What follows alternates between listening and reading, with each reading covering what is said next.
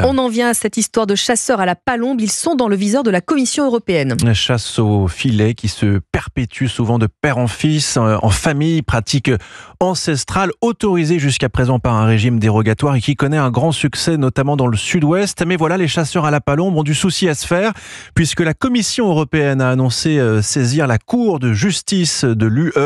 En cause, la France ne respecterait pas certaines directives. Soutenues par des parlementaires de tous bords, par le président de la Nouvelle-Aquitaine également, les chasseurs entendent bien répondre, se défendre, d'autant qu'ils estiment que ce mode de chasse répond aux critères de sélectivité exigés.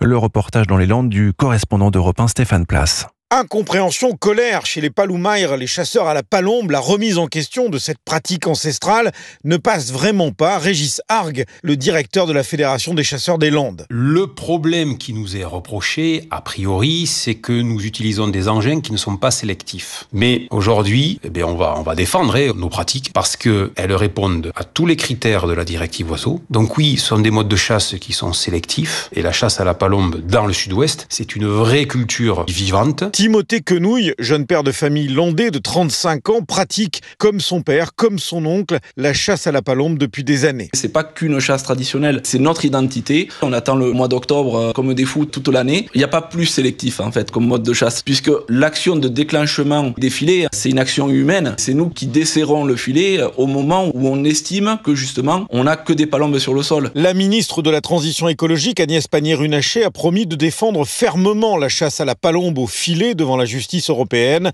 et rappelle que l'espèce n'est pas menacée. Pontonc sur l'Adour, Stéphane Place, Europe 1.